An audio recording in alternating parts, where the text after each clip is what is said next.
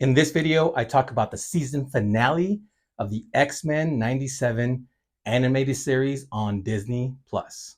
Let's go.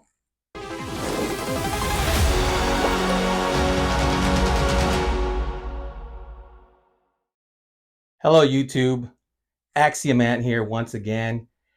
And I made a video when the first two episodes aired. It was the premiere of the new X-Men 97 animated series, and they launched it with 2 episodes. So I just did a reaction video on that.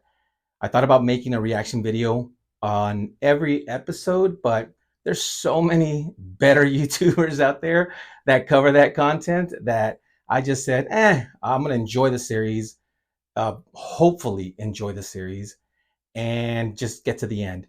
But now that we are at the end, I wanted to talk about spoiler free, as you know, it says in the thumbnail and the description. It's spoiler free.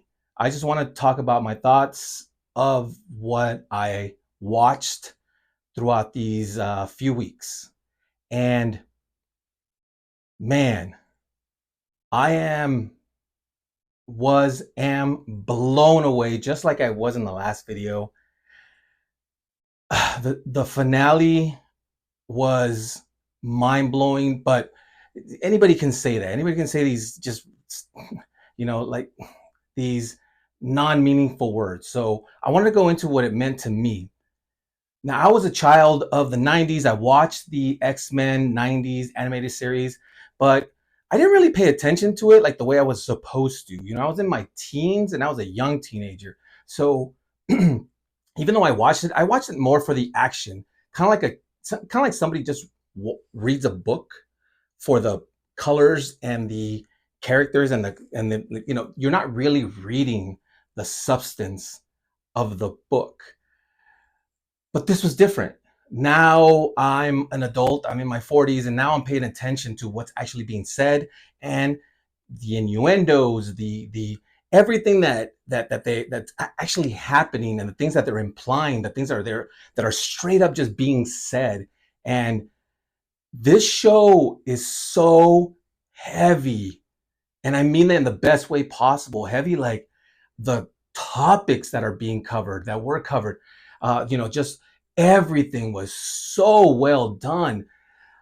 I don't know what's happening right now with the showrunner, with the writer.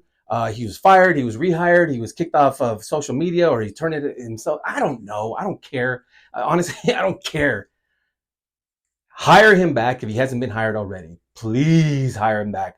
This was amazing. Now, at the beginning of the season, I can clearly follow the story through the X-Men comics that I own. I own almost every one of the X-Men comics.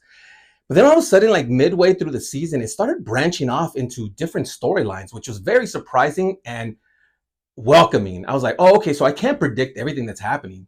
That's awesome.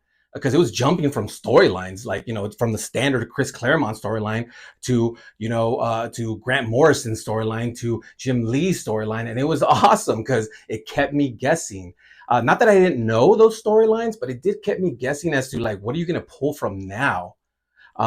So that was awesome. And each episode just kept getting heavier and heavier in like gut punches and feelings and personal feelings. I'm not, trying to project here, but I was like, wow.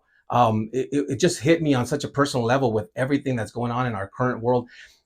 Side note, it shouldn't be a side note, but X-Men has always been quote unquote woke. I have one of my buddies, his superhero name is Lox. So I'm hoping he's going to watch this. He hates that word because it's been bastardized at this point. But I think we all know what it means when someone says woke at this point. And people were so concerned, a lot of fans were so concerned that this is going to be yet another Disney woke product. Well, I hope it was. X-Men is that. X-Men has always been that. It's always tackled these subjects since way back when they were launched. So I was never afraid of that. What I was most afraid of, or hesitant about, was that they wouldn't get the characters right. And what I mean by that, and there's been a lot of YouTubers that have actually covered this, is that Fox, the Fox movies always put Wolverine front and center because, of course, he's a cash grab. I hated that because I'm a Cyclops fan, and they always made Cyclops look like such a punk. I hated that. I get it. But the X-Men are a team. They're not supposed to be X-Men and his friends. I mean, Wolverine and his friends. He was always put front and center of everything. And I did not like that. That's not the X-Men. So I was afraid that this animated series was going to kind of do the same thing. Disney was on its way kind of down, in a lot of fandom. And I don't need to hash it out, whatever your take on what the current Disney Marvel phase 4, phase 5 is. I just wasn't liking it that much. I was watching it, but it was just kind of like, ugh, mediocre at best. It just was to me. So once again, here we are in X-Men. I'm like, oh man, is it going to be, they're trying to just cash grab and once again put Wolverine front and center. So the fact that they didn't go that route and made the X-Men a team in this, and again, that's not a spoiler. The X-Men should be a team, and they did that in this. I believe they did accomplish that in this whole season. From everyone, every character had their like time in the spotlight. It was so amazing, and I really, one of the things that's kind of bothering me, not really bothering me, but one of the things that kind of sucks is that I just found out that this X-Men 97 animated series is the worst, or has the worst watched rating or scale or whatever of any Disney Plus show compared to any She-Hulk, Miss Marvel, Moon, whatever it is. And honestly, I don't care, but it still sucks to hear, you know. And me and my buddy Locks, we always talk about these kind of things, and we kind of know why. It's because Phase 4 and 5 has been so mediocre slash bad that they've lost a lot of fans. Disney has lost a lot of fans because of politics, because of, you know, all kinds of things. If you guys watch other YouTubers, you guys know these things, right? Or you have your own personal feelings about these things. It's not good.